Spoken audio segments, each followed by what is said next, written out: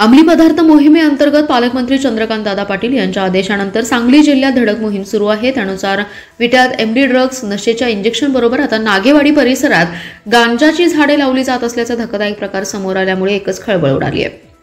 नागेवाडी येथील राजू श्रीरंग मदने या युवकाने राहत्या घराच्या बाजूला लागवड केलेली 10 किलो गांजा जप्त केला असल्याची माहिती पोलीस निरीक्षक धनंजय फडतरे यांनी दिली आहे। विटा पोलीस ठाणे हद्दीमधील अंमली पदार्थ विरोधी विशेष मोहिमेअंतर्गत पेट्रोलिंग करत असताना पोलीस कॉन्स्टेबल अशोक रणदिवे यांना नागेवाडी येथील राजू श्रीरंग मदने यांनी त्याच्या राहत्या घराच्या बाजूला गांजाच्या झाडांची लागवड केली असल्याची टिप मिळाली होती। त्यानुसार विटा पोलिसांनी त्या ठिकाणी जाऊन पाहणी केली असता राजू मदने यांनी त्याच्या राहत्या घराच्या बाजूला गांजाची लागवड केली असल्याचे दिसून आलं। त्यानंतर उपविभागीय पोलीस अधिकारी विपुल पाटील आणि पोलीस निरीक्षक धनंजय फडतरे यांच्या आदेशानंतर विटा पोलिसांनी राजू मदने याच्या घराच्या बाजूला पाहणी करून झडती घेतली असता मदने याच्या घराच्या बाजूला लहान मोठ्या आकाराची तब्बल 10 किलो वजनाची गांजाची झाडे आढळली। त्यानंतर विटा पोलिसांनी 10 किलो गांजाची झाडे जप्त केले। त्यानुसार विटा पोलिसांनी तब्बल 10 किलो वजनाची गांजाची झाडे जप्त केली। पोलीस निरीक्षक धनंजय फडतरे यांनी नागरिकांना अशा प्रकारे अवैध अंमली पदार्थ गांजा इत्यादी विक्री साठा आणि लागवड करणाऱ्यांची माहिती मिळाल्यास तातडीने पोलिसांना कळवावं असं आवाहन केलं। राज्यात महायुती सरकारकडून तिरंगा रॅलीचं आयोजन करण्यात आले होते। भारत आणि पाकिस्तान यांच्यातील युद्धजन्य परिस्थितीत सैन्य दलाच्या समर्थनार्थ आणि भारतीय जवानांचे मनोबल वाढवण्यासाठी तिरंगा रॅलीचं आयोजन करण्यात आले। भारताने ऑपरेशन सिंदूरच्या माध्यमातून पहलगाम हल्ल्याचा बदला घेतला। त्यानंतर भारतीय सैन्य दल आणि भारत सरकारच्या समर्थनार्थ आज वाळव्यात तिरंगा बाईक रॅली काढण्यात आली आहे। शिवसेना शिंदे गटाचे जिल्हा समन्वयक गौरव नाईकवडी यांच्या नेतृत्वाखाली ही तिरंगा रॅली काढण्यात आली आहे।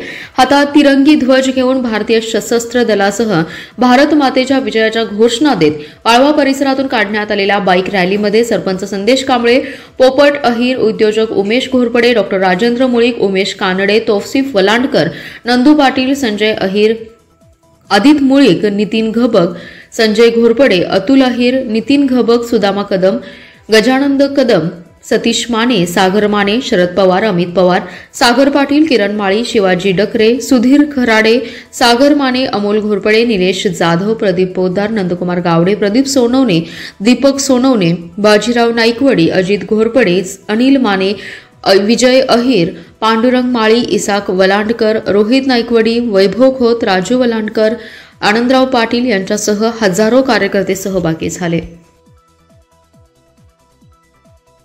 राष्ट्रीय विधी सेवा प्राधिकरण व महाराष्ट्र राज्य विधी सेवा प्राधिकरण मुंबई यांच्या निर्देशानुसार सांगली जिल्ह्यातील सर्व तालुक्यांमध्ये राष्ट्रीय लोक अदालतचे प्रमुख जिल्हा व सत्र न्यायाधीश तथा जिल्हा विधी सेवा प्राधिकरणाचे अध्यक्ष पी.के. शर्मा यांच्या मार्गदर्शनाखाली आयोजन करण्यात आलं होतं। यामध्ये जिल्ह्यातील एकूण 503 दावापूर्व प्रकरणे तडजोडीने निकाली काढण्यात आली। जिल्ह्यातील सर्व न्यायालयातील मिळून 814 प्रलंबित प्रकरणे अशी एकूण 1317 प्रकरणे निकाली काढण्यात आली। यामध्ये जिल्ह्यातून एकूण 14,22,74,896 रुपये इतक्या रकमेची वसुली करण्यात आल्याची माहिती जिल्हा विधी सेवा प्राधिकरणाचे सचिन कांबळे यांनी दिली आहे। लोक अदालत दिवशी जिल्हा न्यायाधीश व्ही.डी. निंबाळकर यांनी उपस्थित पक्षकारांना जास्तीत जास्त प्रकरणे तडजोडीने मिटवून घेऊन आपला मोलाचा वेळ आणि पैसा वाचवण्याचं आवाहन केलं। यावेळी जिल्हा न्यायाधीश डी.वाय. गौंड व जिल्हा न्यायाधीश श्रीमती जे.ए. मोहंती, जिल्हा सरकारी वकील प्रमोद भोकरे, वकील संघटनेचे अध्यक्ष अशोक वाघमोडे व वकील संघटनेचे सदस्य उपस्थित होते। मोटार अपघात वाहन दावे प्रकरणातील मयत संदीप हिंगमेरे यांची पत्नी स्नेहल हिंगमेरे आणि इतर नातेवाईक यांना 75 लाख रुपये रक्कम Bajaj alliance general insurance company यांच्याकडून लोक अदालतीमध्ये देण्याबाबत आदेश करण्यात आले। कौटुंबिक न्यायालय येथे गेले 5 वर्ष प्रलंबित असलेले वैवाहिक वाद प्रकरण औद्योगिक न्यायालयाचे न्यायाधीश डी.एम. पाटील यांनी तडजोडीने मिटवलं आणि मुलीस सुखाने नांदवण्यास पाठवलं। कोकरूडच्या शिराळा पश्चिम भागात रविवारी दुपारच्या सुमारास विजेच्या कडकडाट आणि ढगांच्या गडगडाटासह वादळी पाऊस झालाय। या पावसामुळे परिसरातील सर्व ओढे, नाले, बंधारे भरून वाहिले। त्या पावसाचा खरीप हंगामातील मशागतीला फायदा होणार आहे। गेल्या 8 दिवसांपासून मोठ्या प्रमाणात उकाडा जाणवत होता। रविवारी दुपारी 4 वाजताच्या सुमारास येळापूर, मेनी, हत्तेगाव परिसरात पावसाने सुरुवात केली। सलग 2 तास अतिवृष्टी सदृश्य पावसाने परिसराला झोडपून काढलं। त्यानंतर पावसाने परिसरातील सर्व गावात मुसळधार पावसाच्या सरी कोसळल्या। या पावसामुळे रस्त्यावरील झाडे उन्मळून पडले आहेत। पावसाचं पाणी शेतात शिरल्याने शेताचं नुकसान झाले। जनावरांसाठी गोळा करून ठेवलेल्या गवताच्या गंजीत पाणी शिरल्याने चाऱ्याचा प्रश्न निर्माण झालाय। हिराबाग जलभवन व विश्रामबाग टाकीला जाणारा 75 HP पंप नादुरुस्त झाल्याने विश्रामबाग परिसरात 3 दिवस अपुरा पाणी पुरवठा होणार आहे। ऐन उन्हाळ्यात 3 दिवस पाणी पुरवठा खंडित राहणार असल्याने नागरिकांची प्रचंड गैरसोय होणार आहे। महापालिकेच्या जलवाहिन्यांना गळत्या, पंप नादुरुस्त, जलशुद्धीकरण केंद्रात बदल यामुळे सतत पाणी पुरवठ्यावर परिणाम होऊ लागलाय। मार्च, एप्रिल आणि मे महिना हा उन्हाळ्याचा आहे। या दिवसातच अनेक ठिकाणी अपुरा पाणी पुरवठा होत आल्याच्या तक्रारी आहेत, त्यामुळे नागरिकांमधून नाराजी आहे। आता त्यामध्ये हिराबागमधून जलभवन आणि विश्रामबाग टाकीला जाणाऱ्या जलवाहिनीवरून 75 HP पंप नादुरुस्त झालाय, त्यामुळे या पंपाच्या जागी आता 70 HPचा पर्यायी जुना पंप चालू करण्यात येणार आहे। पण हा पंप डिस्चार्ज झालाय, त्याची दुरुस्ती करणं आवश्यक आहे।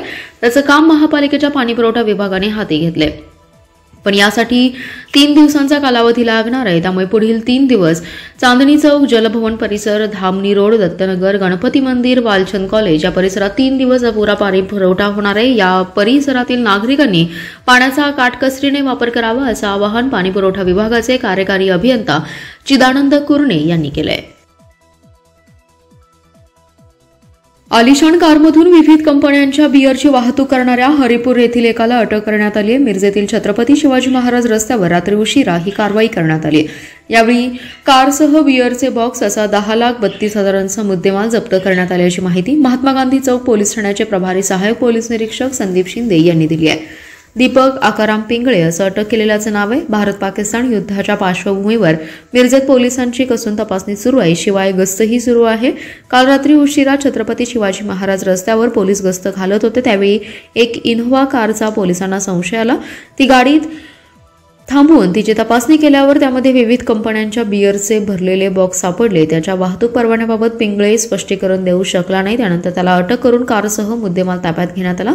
त्याच्या विरोधात महाराष्ट्र दारूबंदी अधिनियमानुसार गुन्हा दाखल करण्यात आला। महात्मा गांधी चौक पोलीस ठाण्याचे प्रभारी सहाय्यक पोलीस निरीक्षक संदीप शिंदे यांच्या मार्गदर्शनाखाली उपनिरीक्षक धनंजय चव्हाण, नाना चंदन शिवे, सिद्धेश्वर पाटील आदींच्या पथकाने ही कारवाई केली आहे। राष्ट्रीय शहरी आरोग्य अभियान अंतर्गत महापालिका क्षेत्रात काम करणाऱ्या 150 अधिकारी आणि कर्मचाऱ्यांचे फेब्रुवारी आणि मार्च या महिन्याचं वेतन जमा झाले। शासनाकडून या वेतनास विलंब होत होता। महापालिका क्षेत्रात राष्ट्रीय शहरी आरोग्य अभियान अंतर्गत आरोग्य अधिकारी, नर्सेस, औषध निर्माता यांच्यासह सुमारे 150 कर्मचारी काम करतात। या कर्मचाऱ्यांचा गेल्या फेब्रुवारी, मार्च आणि एप्रिल महिन्याचा पगार जमा झाला नव्हता। केंद्र शासनाकडून राज्य शासन आणि राज्य शासनाकडून महापालिकेकडे हा पगार वर्ग होत असतो, मात्र गेल्या 2 महिन्यांपासून शासनाकडून पैसे आले नव्हते, त्यामुळे कर्मचाऱ्यांचे पगार झाले नाहीत। नुकतेच केंद्र शासनाने राज्य शासनाला आणि राज्य शासनाने महापालिकेला पगाराचे पैसे वर्ग केले, त्यामुळे कर्मचाऱ्यांचा फेब्रुवारी, मार्च महिन्याचा पगार जमा झालाय।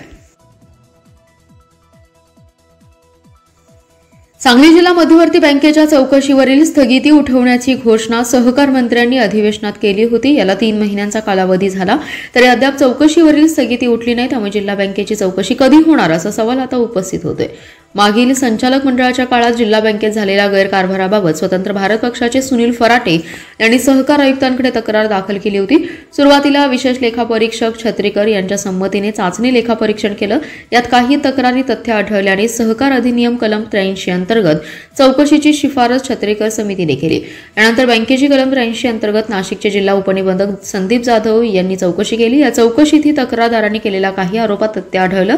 बँकेचे सुमारे 50,58,00,000चं नुकसान झालं असून या नुकसानीची जबाबदारी निश्चित करून त्याची वसुली करण्यासाठी सहकार अधिनियमातील कलम 88 अंतर्गत चौकशीची शिफारस जाधव यांनी केली होती। त्यानुसार ही चौकशी सुरू असून कोल्हापूरच्या उपनिबंधक डॉक्टर प्रिया दळणकर यांची चौकशी अधिकारी म्हणून नियुक्ती करण्यात आली। दळणकर यांनी संबंधित संचालक अधिकारी यांना कलम 72(2) नुसार नोटीस पाठवून त्यांचं म्हणणं सादर करण्यास सांगितलं। दरम्यान या चौकशी विरोधात माजी संचालकांनी तत्कालीन सहकार मंत्री दिलीप वळसे पाटील यांच्याकडे अपील केले।